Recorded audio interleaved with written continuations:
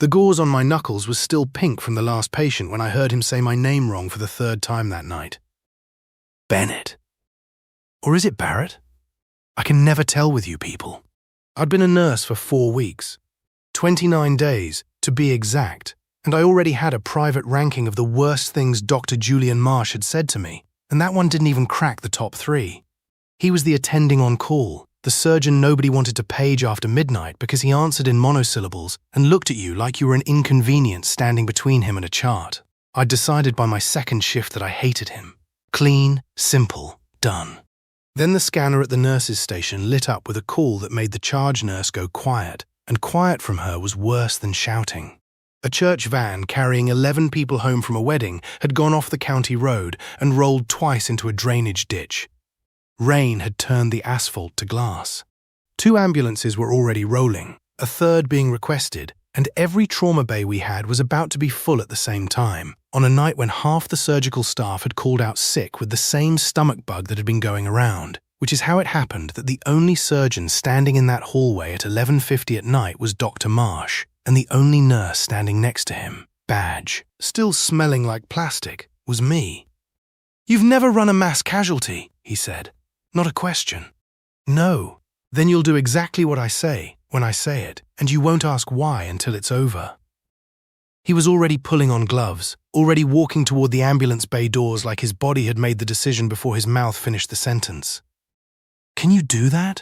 I said yes because saying no wasn't an option I'd been given, and because some stubborn part of me wanted to prove I could stand in the same room as him without falling apart, the way I nearly had 9 days earlier when he'd corrected my line placement in front of the whole team and I'd had to hide in the supply closet to cry it out when nobody could see.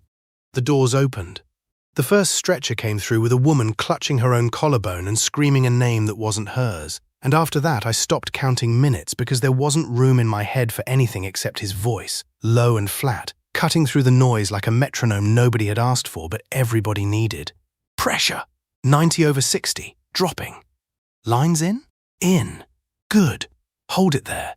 Don't let go until I tell you to.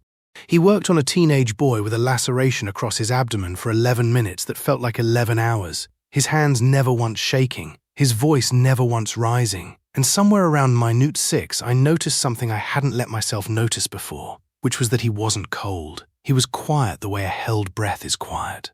Every terse word he'd ever thrown at me over the past month had been aimed at keeping someone alive faster, not at making me feel small, even though it had absolutely felt small at the time.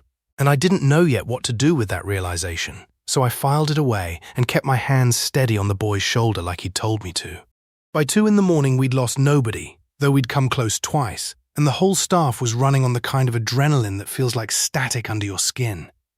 I was rinsing blood off my hands in the scrub room when he came in behind me, stripping off his gown, and for a second neither of us said anything, which was somehow louder than the ambulance bay had been an hour earlier.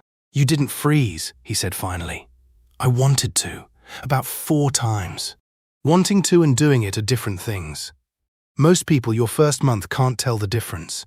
He balled up the gown and dropped it in the bin, harder than it needed. "I was rough with you. 9 days ago. I hadn't expected him to remember, let alone say it out loud, and it caught me so off guard that I laughed, short and surprised. You remember that? I remember every mistake I make in this building. I just don't usually admit to them." He looked at me then, really looked, the way he looked at a chart when something didn't add up. "You were right, by the way, about the line.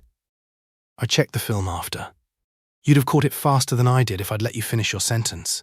I didn't know what to say to that, so I said nothing, and we stood there in a room that smelled like antiseptic and adrenaline sweat, and something between us that had been locked shut for a month came unstuck, just slightly, just enough to notice. The van accident wasn't the end of that night. A drunk driver came in an hour later, then a cardiac arrest from the floor above, and by the time the sun came up, we'd been standing for 9 straight hours without sitting once, and I'd stopped hating him somewhere around hour 4, though I couldn't have told you the exact minute it happened, only that it had.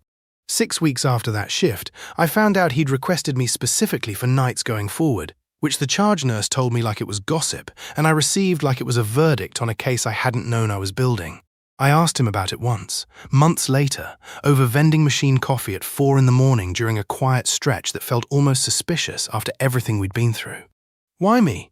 That first night, I mean. Why'd you let a 4-week nurse stand next to you for a mass casualty instead of pulling someone senior? He considered the question longer than it deserved. Because you didn't ask me why. You just held the line where I told you to. A pause. And because I'd already noticed you, before that night, I just didn't have a version of myself that knew how to say it without sounding like I was giving an order. I think about that a lot, honestly.